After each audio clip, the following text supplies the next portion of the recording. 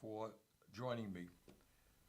I don't have to tell anyone viewing this program that our country and, in fact, the world are facing an unprecedented series of crises. We're dealing with the coronavirus, which is spreading throughout this country and throughout the world. We're dealing with a growing economic meltdown, which will impact tens of millions of workers in this country. We're dealing with a political crisis as well. And I think the main point to be made tonight is that in this moment of crisis, it is imperative that we stand together, understand that right now, throughout this country, there are so many of our people who are wondering what is going to happen to me tomorrow. In my own city, Burlington, Vermont, bars have been shut down, restaurants shut down, child care centers shut down, schools shut down. What happens to all the people who lose their jobs? What happens to people who tonight are worried that they may have the coronavirus but don't have the resources to get the tests they need or the treatment that they need? So this is a moment that we have got to be working together and going forward together. And what I wanted to do tonight, along with you, is to talk about a series of proposals that we are working on right now, and I will introduce to the Democratic leadership as to how we can best go forward. And in this unprecedented moment, this will require an unprecedented amount of money. And my own guess is that we'll be spending at least $2 trillion in funding to prevent deaths, job losses, and to avoid an economic catastrophe. So let me just go over some of the issues. And we'll be posting these ideas tomorrow up on our website, BernieSanders.com. This is what I would like, because we certainly don't know it all. We want to hear from you, not only your ideas about how we can best go forward, talk about your experiences. In every state, there is a different level of crisis. In every occupation, there is a different level of concern. So please communicate with us so we can get the best understanding possible about what's going on in our country and how together we can come up with some effective remedies. Let me start off with the basics. And that is obviously from my perspective, and I know from all of your perspectives, we need to make certain that everybody in our country who needs to go to a doctor can get the health care they need regardless of their income. This is kind of a no-brainer, something that should have happened in our country many, many years ago. But in the midst of this crisis, what I believe we must do is empower Medicare to cover all medical bills during this emergency. Now, this is not Medicare for all. We can't pass that right now.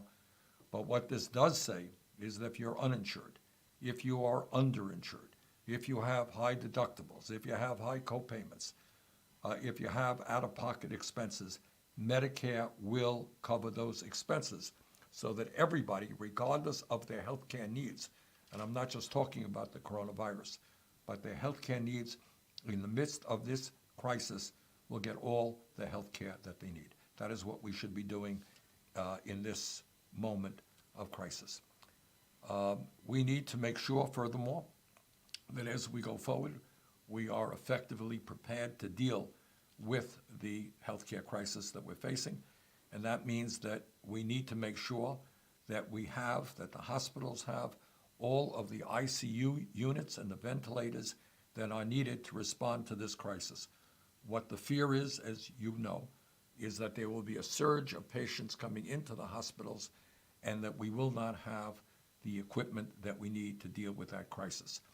Now, in my view, frankly, it is incomprehensible why in the wealthiest country on earth we are not better prepared, but be that as it may, in my view, right now, the federal government must work aggressively with the private sector to make certain that this equipment is available to hospitals and the rest of the medical community. In other words, federal government must take the responsibility of working with the private sector and saying, you know what, this is a major priority, you're going to get the job done.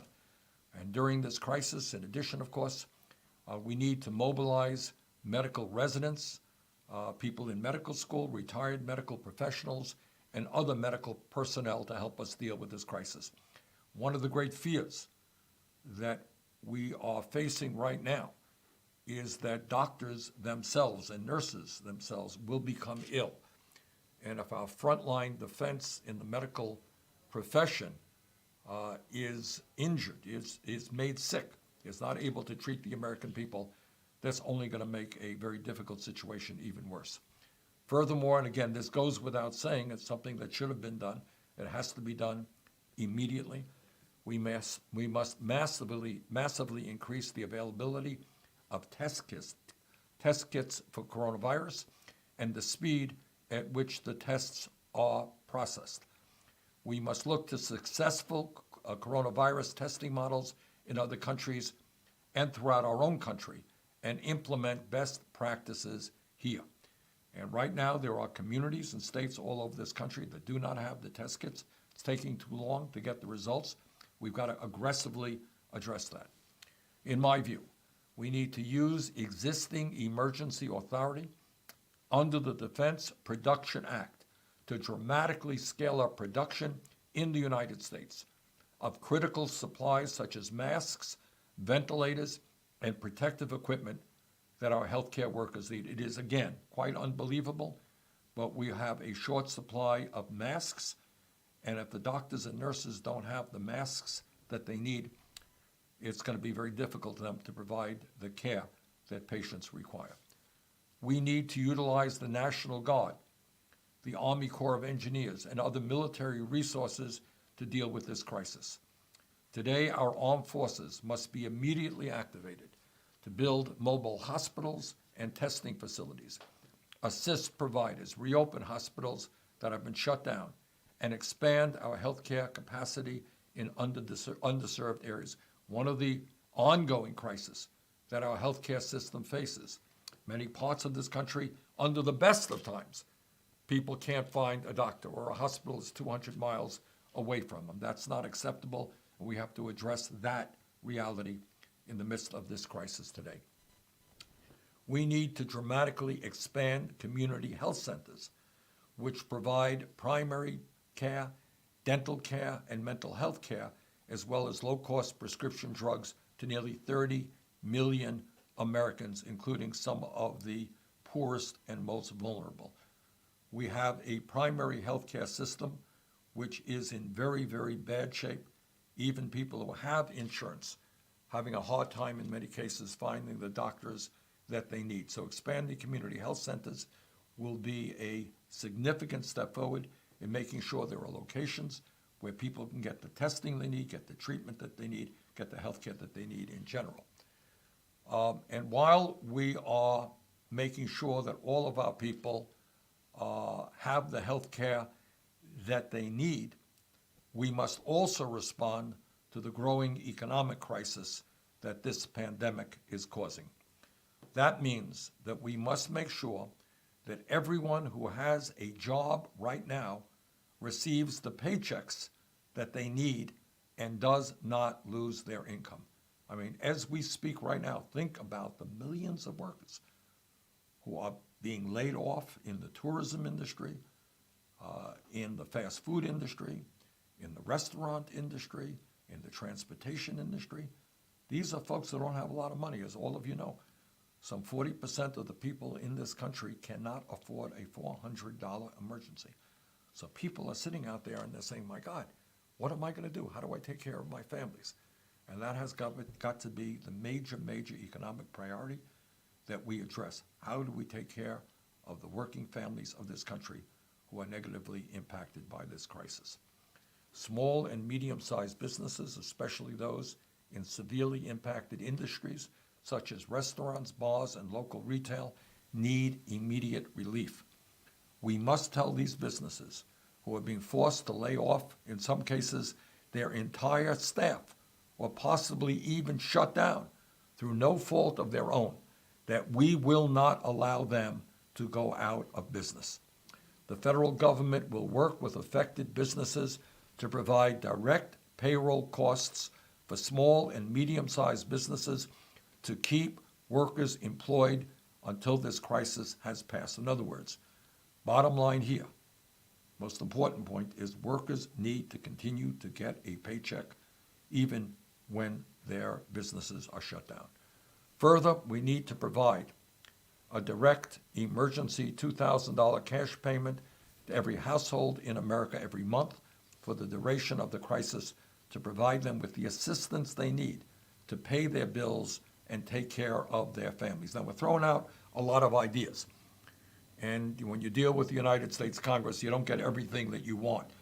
There will be picking and choosing here and there. But I think it's important for us tonight to discuss the various options that they have. And one of those options is to make sure that people at least get a $2,000 a month check to take care of their basic needs. And importantly, we must make certain that the government is getting this money into the hands of working families and the most vulnerable as quickly as possible. In other words, we don't want some kind of bureaucratic arrangement where we're talking about this for weeks and months and people do not get the help that they need. We must provide emergency unemployment assistance to anyone who loses their job through no fault of their own. Under the proposal that I am working on, everyone who loses a job must qualify for unemployment compensation at 100% of their prior salary with a cap of $75,000 a year. In addition, those who depend on tips, waiters and waitresses and others, gig workers, domestic workers, freelancers, and independent contractors must also qualify for unemployment insurance to make up for the income that they lose during this crisis. And I think, as many of you know, unemployment compensation does not cover every worker in America. There are millions of people exempt from unemployment. We have got to deal with that right now. It doesn't matter what work you're doing. If you lose your job, you need unemployment. Further, we need to make certain that seniors, people with disabilities, and families with children have access to decent quality food. That means expanding the Meals on Wheels program, the school meals program, and food stamps so that no one goes hungry during this crisis and everyone who cannot leave their home can receive nutritious meals delivered directly to where they live. In other words, that's as basic as you can get. In America during this crisis, people must not go hungry. We must place an immediate moratorium on evictions, on foreclosures, and utility shutoffs, and suspend payment on mortgage loans for primary residences and utility bills. In other words, it would be unacceptable that people could lose their homes, lose their apartments, see electricity or gas shutoffs during this crisis. So there must be a moratorium on all of those in those areas. Furthermore, we must restore utility services to any customers who have had the utilities shut off. Unbelievably, in America right now, you got a whole lot of folks who literally do not have running water in their homes because they haven't been able to pay their water bill. They may not have electricity, and that has got to be dealt with right now. We must also provide funding for states and localities to provide rental assistance for the duration of this crisis. In addition, we need to waive all student loan payments for the duration of the emergency. Long term, as I think all of you know, it is my view that we must cancel all student debt and make public colleges and universities and trade schools tuition-free. And that is the view that I have held for a long time. But right now, at the very least, we must make sure that nobody is obliged to pay their student loan right now. Furthermore, we must ensure that the homeless, survivors of domestic violence, and college students quarantined off campus are able to receive the shelter, the health care, and the nutrition they need, and connect those individuals with social services to ensure nobody is left behind. We must also utilize empty hotel beds and other vacant properties to ensure that everyone in this country is safely housed during this crisis. We cannot forget that right now, tonight, There are some 500,000 people who are homeless, some in emergency shelters, some who are sleeping out on the street. Our job is to make sure that everyone is safely housed during this crisis. Further, we must protect farmers by suspending all Farm Service Agency loan payments to protect farmers during this crisis, extend crop insurance and emergency loans to all affected farmers, extend rural development loans, and expand the emergency food assistance program to help alleviate hunger throughout the country and support our farmers during this crisis. We already have a major crisis in terms of family-based agriculture in America. Thousands and thousands of family farmers are losing their farms. We've got to stop that process right now during this emergency. Finally, we must make sure that our response to this health and economic crisis is not another money-making opportunity for corporate America and for Wall Street. Let me underline that. We must make certain that this health and economic crisis is not another money-making opportunity for corporate America and for Wall Street. We need to establish an oversight agency to ensure that no one is profiting off of the economic pain and suffering of our people in the midst of this crisis. Any emergency credit extensions or loans to insolvent companies or industries as a result of this crisis must come with strict protections and benefits for workers, for unions, and for customers, not no strings attached handouts for large corporations and their executives. During this crisis, we will ban stock buybacks and bonuses for executives. We will put conditions on this financial assistance to make certain that any corporation in America that benefits from emergency aid does not lay off workers, pays workers a livable wage, and does not rip off consumers.